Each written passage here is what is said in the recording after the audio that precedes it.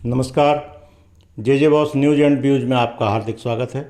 बेनाम bulletin के क्रम में आज एक नए वीडियो के साथ आपके बीच हाजिर हूँ। शुरुआत दुखद समाचार से हो रहा है। 8 सितंबर 2022 को यूनाइटेड किंगडम की साम्राज्ञी क्वीन एलिजाबेथ सेकंड का निधन हो गया। 96 वर्ष की आयु पाने वाली एलिजाबेथ सेकंड वाकई पूरा एक युग थी। उस वयोवृद्ध महिला को जे बॉस न्यूज एंड व्यूज़ की ओर से हार्दिक श्रद्धांजलि। उन्होंने 70 वर्ष तक यूनाइटेड किंगडम और कॉमनवेल्थ रियल्म के 14 देशों को लीड किया था। वह कॉमनवेल्थ नेशंस यानी कि कॉमनवेल्थ क्लब की भी मुखिया थी, जिसमें 54 देश हैं। उन्होंने दुनिया के सैकड़ों राष्ट्राध्यक्षों और शासनाध्यक्षों को देखा। दर्जनों से वो मिली हैं। हम सब जानते हैं कि 1947 तक भारत भी ब्रिटेन का उपनिवेश था, यानी कि भारत गुलाम था। भारत को स्वतंत्रता मिलने के बाद कई ऐसे रहस्य हैं जिनसे जनता पर्दा उठते देखना चाहती है, क्योंकि कई अफवाहें बीच बीच में फैलती रहती हैं। उन्हीं में से एक है, भारत अभी स्वतंत्र नहीं है। यह तो 99 साल की लीज पर दिया गया है। क्या अब उनके निधन के साथ भारत को पट्टे पर दिए जाने की अटकलों पर विराम लग जाएगा या इसे और हवा मिलेगी? यह क्रम आगे भी चलता रहेगा। ये कुछ सवाल हैं इनके निधन के बाद से उठे हैं कि भारत और इंग्लैंड के बीच में जो समझौता हुआ था उसमें एक और रहस्य है जो कि सुभाष चंद्र बोस जी के लिए आता है। बहरहाल आज हम केवल यहाँ पर 99 साल के पट्टे को लेकर के बात करेंगे। यह 99 साल की गुत्थी क्या है? महारानी के अवसान और नए किंग के गद्दी पर बैठने के मौके पर इस पर खुलकर चर्चा होना जरूरी है। वीडियो आगे बढ़े इससे पहले मैं अपने व्यूअर्स से रिक्वेस्ट करूँगा कि आपने पिछले वीडियोज़ में जिस तरह से लाइक और शेयर किया है, कृपया इसी तरह से इस वीडियो को भी अपना आशीर्वाद दें। जिन व्यूअर्स ने अभी तक J boss news and views को सब्सक्राइब नहीं किया है, कृपया सब्सक्राइब कर लें। अब आते हैं मुद्दे पर, जो आज की बात है। 8 सितंबर 2022 का दिन एक अजीब संयोग वाला दिन है। इस दिन नई दिल्ली में इंडिया गेट के पास जॉर्ज पंचम की मूर्ति वाले स्थान पर नेताजी सुभाष की प्रतिमा का अनावरण किया गया। उस नेताजी सुभाष चंद्र बोस जिनसे अंग्रेज़ों की चूलें हिला करती थीं। इसके अलावा इस दिन नई दिल्ली के लुटियंस के इलाके में बने ब्रिटिश काल के किंग्स वे, जिसको आज़ादी के बाद राजपथ का नाम दिया गया था, उसका भी नाम बदल करके कर्तव्य पथ किया गया। इंडिया गेट के पास इस औपचारिक समारोह का जश्न चल ही रहा था, या यूँ कहें प्रधानमंत्री नरेंद्र मोदी और देश विदेश की हस्तियों को वहाँ से गए हुए कुछ ही पल हुए थे।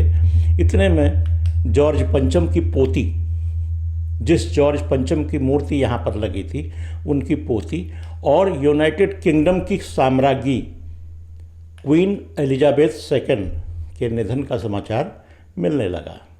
कुछ ही देर में बात कन्फर्म हो गई और बर्मिंघम पैलेस की ओर से इसको कंफर्म कर लिया गया। क्वीन ने स्कॉटलैंड में बाल्मोरल महल है उनका, वहाँ पर अपना ये नश्वर शरीर त्यागा।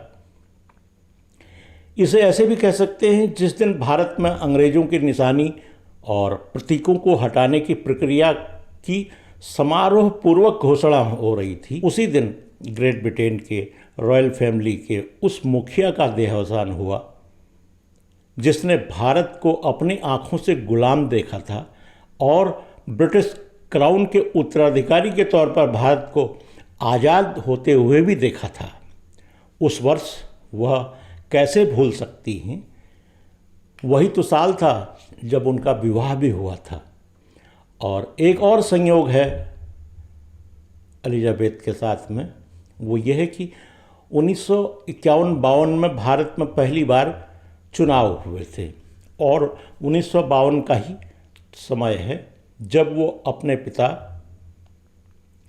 जॉर्ज षष्ठ यानी कि जॉर्ज सिक्स्थ के निधन के बाद ब्रिटिश क्राउन की गद्दी पर बैठी थीं। एक संयोग और बन रहा है। क्वीन एलिजाबेथ सेकंड के अवसान के बाद भारत और ग्रेट ब्रिटेन दोनों में शासनाध्यक्ष और राष्ट्राध्यक्ष के पदों पर बैठे लोग ऐसे हैं जिनका जन्म भारत की स्वतंत्रता प्राप्ति के बाद हुआ है। यानी कि दोनों देशों के शीर्ष संवैधानिक पदों पर कोई भी ऐसा व्यक्ति नहीं है जिसने भारत के गुलामी के दौर को देखा हो या उस दौर में जन्म लिया हो। महारानी एलिजाबेथ अंतिम कड़ी थी। उनका अंतिम संस्कार 19 सितंबर को किया जाना है। फिलहाल उनके बड़े बेटे चार्ल्स फिलिप को यूनाइटेड किंगडम का नया किंग बनाया है। अब उन्हें चार्ल्स थर्ड के नाम से पहचाना जाएगा। शनिवार को इसकी औपचारिक घोषणा हो जाएगी। महारानी एलिजाबेथ सेकंड का जन्म 21 अप्रैल 1926 को हुआ था। उनका शुरुआती नाम एलिजाबेथ अलेक्जेंड्रा मैरी था। हालांकि महारानी के बारे में काफ़ी कुछ बातें आप कल से लेकर के अब तक टीवी और सोशल मीडिया में सुन चुके होंगे। उनसे जुड़ी एक बात यह है कि जो बड़ा एक अलग से दिखता है कि उनके आधिकारिक जन्मदिन के लिए कोई तारीख या दिन फिक्स नहीं था। यूके यानी कि यूनाइटेड किंगडम में यह जून का पहला, दूसरा या तीसरा शनिवार होता था। यह वहाँ की सरकार तय करती थी कि कब जन्मदिन मनाया जाए। ऑस्ट्रेलिया में उनका जन्मदिन जून के दूसरे सोमवार को मनाया जाता था, जबकि कनाडा में महारानी विक्टोरिया के जन्मदिन यानी कि 24 मई के दिन या उससे पहले वाले सोमवार को मनाया जाता था।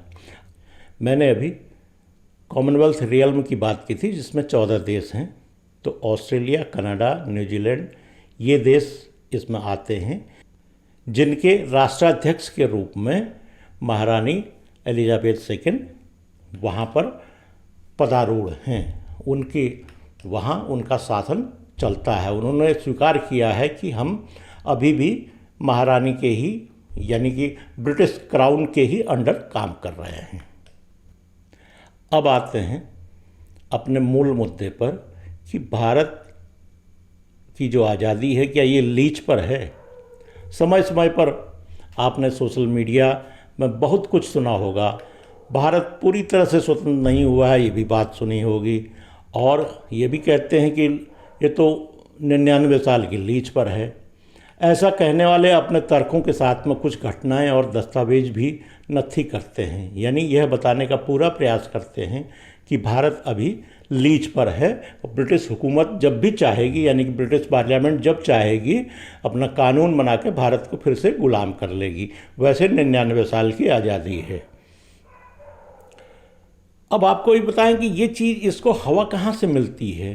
तो ये 3-4 कारण समझ में आ रहे हैं, जिसमें से पहला है कि 2-3 दशक पहले आपको याद होगा 3-3.5 दशक पहले हांगकांग को चीन को सौंपे जाने की बात थी। उस समय जिक्र आया था कि जो हांगकांग को 99 साल के पट्टे पर ब्रिटेन ने ले रखा था तो उसको चीन को वापस किया जा रहा है। यानी कि 1997 में वो 99 साल पूरे हो रहे थे तो हांगकांग जो है चीन के हवाले कर दिया गया।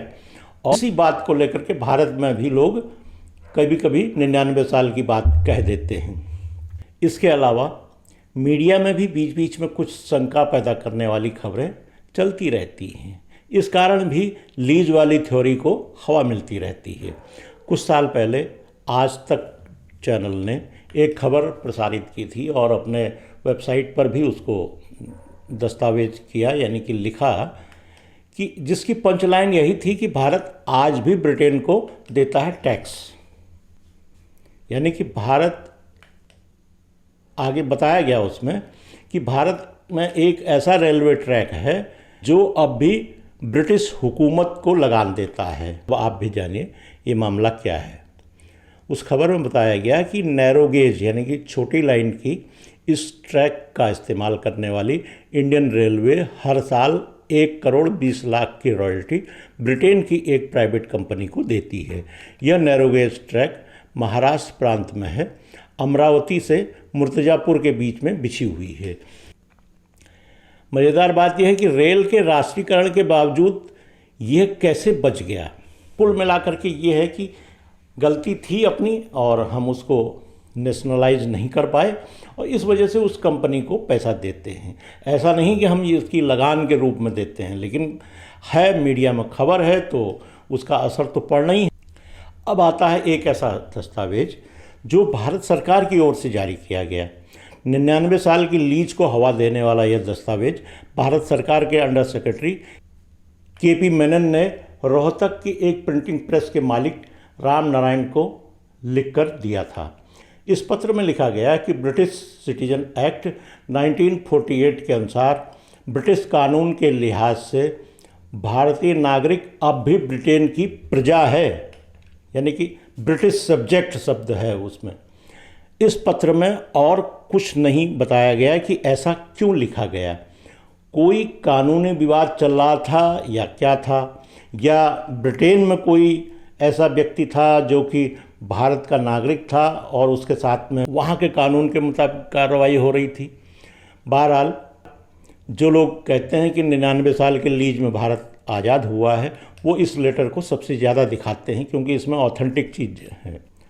अब हकीकत में देखें तो इसके बाद यूनाइटेड किंगडम में कई नागरिकता कानून और कई संशोधन आ चुके हैं। यह भी कहा गया है कि 1970 से 1980 के बीच में कॉमनवेल्थ देशों के नागरिकों की यूनाइटेड किंगडम में बाढ़ लग गई एक तरीके से, और फिर उनको रोकना पड़ा।